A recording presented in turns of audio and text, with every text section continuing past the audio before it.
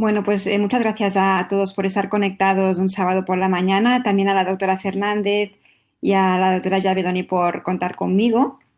Y como decías, Pris, yo os hablaré sobre ecografía en uñas, concretamente en el tumor glómico ungueal, a partir de tres casos clínicos que vi en la consulta. Y es que realmente es lo que decías, el tema de las uñas es un tema que es muy nuestro, es una parte importante de nuestra especialidad. De hecho, es un motivo frecuente de consulta de nuestros pacientes, pero es verdad que es complicado, ¿no? Por las características anatómicas que tiene la uña, muchas de las enfermedades que la afectan, por desgracia, son bastante inespecíficas y ahí es donde nos podemos ayudar de pruebas complementarias como pueden ser la ecografía.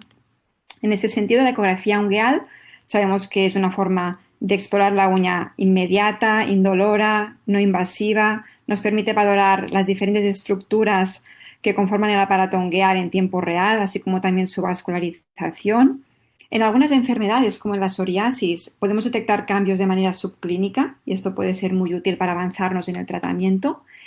Y es una herramienta de gran utilidad tanto para el diagnóstico como para el seguimiento de patología inflamatoria y tumoral que afecta a las uñas. Cuando optemos por un tratamiento médico, nos sirve para valorar de forma más objetiva la respuesta al tratamiento y también, como podremos ver en algún ejemplo, nos puede ser muy útil de cara a planificar la cirugía ungueal, que tampoco es un tema sencillo de hacer. Y antes de entrar en el tumor glómico, cuatro pinceladas sobre algunas consideraciones técnicas que tenemos que tener en cuenta cuando queramos hacer una ecografía de esta localización tan especial como es una uña, ¿no? Es importante utilizar sondas de alta frecuencia. De 18, de 22 son las que más frecuentemente tenemos, pero si tenemos la suerte de tener alguna sonda de mayor frecuencia, pues aún mejor. Vamos a ganar en resolución, aunque perdamos en profundidad, pero al final la uña es una estructura muy superficial. Las uñas tienen que estar limpias, sin manicuras, preferiblemente, y es importante que en esta localización utilicemos mucho gel. A veces el paciente nos mira con los ojos bien abiertos, en plan, qué hace esta con tanto gel? Pues no nos estamos equivocando, tiene que ser mucho gel. Como en otras localizaciones, no nos tenemos que olvidar de utilizar los modos de Doppler, aparte del modo B. Y tenemos una gran ventaja, no todos son inconvenientes en las uñas, y es que tenemos 10 uñas en las manos y 10 uñas en los pies, y esto nos va a permitir comparar con una uña contralateral que la mayoría de veces va a estar sana para poder estar seguros si aquello que estamos viendo es normal o no es normal. ¿Y qué es normal? ¿Cómo veríamos en ecografía una uña normal y sana? Pues mirad, esto sería una imagen longitudinal, donde arriba podemos ver la tabla ungueal, como esta estructura bilaminar formada por dos líneas hiperecoicas paralelas que se corresponden con la lámina dorsal arriba y la lámina ventral, separadas por un pequeño espacio hipoecoico. Por debajo de la tabla hay toda esta zona hipoecoica, que es el lecho ungueal, y por debajo del lecho vamos a encontrar la falange distal y la veremos como esta línea continua e hiperecoica. Más proximamente encontraremos el pliegue proximal por encima del origen de la tabla y la matriz ungueal por debajo de este, un poquito más hiperecoica que el lecho, como veis. Y en la zona más próxima de todas vamos a visualizar la articulación interfalángica distal y el tendón extensor del dedo, que es esta estructura fibrilar que se inserta en la base de la falange. En la uña sana, tanto el lecho ungueal, especialmente los 2/3 inferiores, como la matriz, como también los pliegues laterales, captan flujo vascular en el estudio con Doppler. Y aquí podemos ver una imagen transversal de una uña normal. De arriba abajo vemos la tabla ungueal con su estructura bilaminar, el lecho ungueal hipoecoico y la falange distal, y a ambos lados los dos pliegues laterales. Pues bien, pasamos a hablar del tumor glómico. Muchos de vosotros lo conoceréis. Se trata de un tumor benigno formado por una martoma de cuerpos glómicos, que es más frecuente en mujeres de edad media y que se localiza más frecuentemente en las manos que en los pies. Y en estas, típicamente lo vamos a encontrar en el lecho proximal de la uña. Se presenta con una tríada sintomática clásica característica formada por dolor paroxístico intenso, intolerancia a las temperaturas bajas y la localización exquisita exacta del punto doloroso, aunque no siempre se van a dar los tres componentes de la tríada. Y clínicamente, ¿cómo lo vemos un tumor glómico? Pues depende un poquito de dónde esté localizado. Cuando están localizados Más distalmente, en el lecho medial distal, lo veremos como una mácula rojiza o azulada. Y cuando estén localizados en el lecho proximal, ya más cerca de la matriz, los veremos como una eritroniquia longitudinal que se puede acompañar o no de una muesca distal en la tabla. Cuando sea preciso un tratamiento, este tendrá que ser quirúrgico. Y aquí os muestro algunos ejemplos de la clínica de este tumor. Veis arriba ejemplos con la eritroniquia longitudinal, que puede o no presentar una muesca distal, y abajo podemos ver un ejemplo donde el tumor está más distal y lo vemos como una mácula rojiza en la uña. A veces puede ser difícil clínicamente de ver si la eritroniquia es muy fina o si esta mácula es más sutil, y ahí es donde entran en juego las exploraciones complementarias. Nos podemos ayudar de algunos tests de la exploración física, como el test de Lobe, el test de Hildreth, el test de sensibilidad al frío. Obviamente podemos utilizar la dermatoscopia, que es nuestro gran aliado.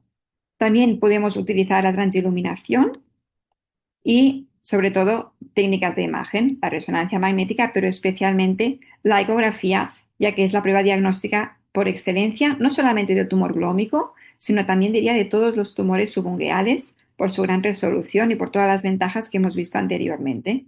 ¿Y cómo vemos un tumor glómico por ecografía? Pues son lesiones hipoecoicas, a veces un poco más isoecoicas, ovaladas, de bordes bien delimitados, que como hemos dicho, los tendremos que ir a buscar muchas veces en el lecho proximal, y que son lesiones que están hipervascularizadas. Vamos a tener que utilizar sí o sí el modo Doppler. Y si utilizamos el modo Doppler espectral, veremos que las características de este flujo es arterial. Y luego tiene una característica que yo diría que es una clave diagnóstica de este tumor, que es que nos hace una remodelación ósea. Nos va a aumentar la curvatura de la falange que tiene por debajo. Y aunque no es el único tumor que lo puede hacer, sí que es el que más clásicamente, más típicamente lo hace. Y esto va a ayudarnos muchas veces, incluso cuando el tumor es pequeño, ya lo veremos, a localizarlo y a apoyar un poco el diagnóstico de sospecha de tumor glómico. Empiezo por el caso número 1, que es un varón que explicaba dolor a la presión y con las temperaturas bajas, con el frío, en la tercera uña de la mano izquierda, de muchos años de evolución, más de 20. Aquí podemos ver que clínicamente se presenta como una eritroniquia longitudinal, con una coloración azulada de la lúnula y un abombamiento de la tabla. ¿Y qué vemos en la ecografía? Vemos esta lesión, que os voy a marcar ahora. ¿La veis bien? Que es ovalada, de bordes bien definidos y subecoica, localizada, como vemos, en el lecho proximal, y, como marca la flecha, nos está aumentando la curvatura, la convexidad del hueso, de la falange distal. Si comparamos con el dedo contralateral del otro lado, fijaos la diferencia, cómo nos está engrosando el lecho de la matriz y esta irregularidad, ¿no? Que no es la habitual, la forma que tiene la falange. Esto mismo lo podemos ver también en la imagen transversal, como la línea de la falange está completamente aplanada. Como tumor glómico que es, en el estudio con Doppler, vemos que nos capta flujo vascular de forma intensa. Y paso al caso número 2, es el caso de una chica joven que también presentaba dolor a la palpación y con el frío en el primer dedo de la mano izquierda, y en este caso también se presentaba como una eritroniquia longitudinal y se acompañaba de una pequeña muesca, como vemos en la tabla distal. Y de nuevo, en la ecografía vemos esta lesión un poquito más pequeña que la otra, isoecoica, ovalada, de bordes bien definidos, también en el lecho proximal. Fijaos cómo nos está remodelando el hueso, también en la imagen transversal y también con flujo vascular en el estudio con Doppler. Y finalmente, este es el caso número 3, es un poco diferente de los otros. Fijaos que la clínica es más sutil, aunque sí que se intuye una pequeña mácula más rosada, más rojiza, aquí en el centro de la uña. Ya no es una eritroniquia longitudinal. ¿Por qué? Pues mirad, con la sonda de 18 MHz, yo cuando lo vi pensé, no veo ningún tumor, pero ¿qué vemos? vemos la remodelación. Por eso es tan importante y pienso que es una clave de este tumor. Con la sonda de 22, ahí así vemos mejor. Aumentamos frecuencia, aumentamos resolución y aquí podemos ver un tumor de 3 milímetros de diámetro máximo, o sea, bien pequeño, y aún así siendo pequeño, cómo remodela ya el hueso. Obviamente con el flujo, con el Doppler captaba flujo vascular y este era otro tumor glómico. Por lo tanto, hemos visto con estos tres casos cómo la ecografía nos es útil en el diagnóstico de este tumor, especialmente cuando son más pequeños. Pero no solamente nos ayuda en esto. La ecografía nos puede ayudar en la planificación quirúrgica de los tumores glómicos y de otros tumores. Esto es extensible al resto de tumores ungueales, no solamente con el glómico, pero yo os mostraré algunos ejemplos que he utilizado la ecografía para localizar de forma prequirúrgica el tumor glómico. ¿Y cómo lo he hecho? Pues podemos fabricarnos de forma casera una guía metálica, pues a partir de un trozo de alambre o incluso de un clip de estos de papel, lo desenrollamos y lo vamos a enroscar en una de las puntas de manera que nos quede un pequeño orificio en el centro. Una vez tengamos en la pantalla, estemos viendo el tumor que queramos extirpar o la lesión, porque eso también lo he probado y también nos ha funcionado bien, por ejemplo, con un cuerpo extraño. En este caso era un tumor glómico. Cuando lo estemos viendo en pantalla, introducimos la guía metálica de forma perpendicular a la sonda, a diferencia de lo que haríamos cuando queremos infiltrar algo. Aquí no, aquí tiene que ser de forma perpendicular y por dentro del gel, flotando por dentro del gel, como si estuviera nadando por dentro del gel. Y en pantalla vamos a ver cómo aparece esa estructura hiperecoica que se corresponde con la guía, que nos produce un artefacto de reverberación, porque es un objeto metálico. Vamos a mover esta guía despacio hasta colocarla justo por encima de la lesión que queremos extirpar, en este caso del tumor glómico. Una vez lo tengamos puesto justo encima, apoyamos la guía encima de la uña, retiramos la sonda, retiramos con una gasa con cuidado el exceso de gel y por el pequeño orificio que hemos dejado vamos a marcar con un rotulador el punto exacto donde está el tumor. También es aconsejable, como vemos aquí, marcar en la piel periungueal los 4 puntos cardinales para intentar asegurar que no se pierde este marcaje durante la cirugía. Y así pues podemos facilitar nuestro propio trabajo si somos nosotros que lo vayamos a operar o el trabajo del compañero que vaya a ser el cirujano. En este caso, pues mi compañera, la doctora Iglesias, compañero del servicio, de forma que lo podemos saber dónde está y ya podemos pensar cómo vamos a abordarlo. Si haremos una pulsión de la uña más proximal, más distal, si haremos una pequeña ventana en función del tamaño, etc. Lo mismo hicimos con este otro tumor glómico, el que estaba localizado en el lecho medial distal. Lo marcamos y, aun siendo tan pequeño de 3 milímetros, pudimos encontrarlo bien en el quirófano. Por lo tanto, con esto termino. También quiero aprovechar para decir que, como decía Priscila, el tema de las uñas es un reto diagnóstico, es un reto terapéutico y es un poco un reto ecográfico, pero al final es practicar y también acostumbrar el ojo, sobre todo cuando estamos empezando, nos gusta lo que decíamos siempre, ¿no? De ecografiar todo. Aunque ya veamos que es un quiste, vamos a hacer la ecografía, porque eso también nos ayuda a entrenarnos. Y a veces es verdad que no vamos a ver nada.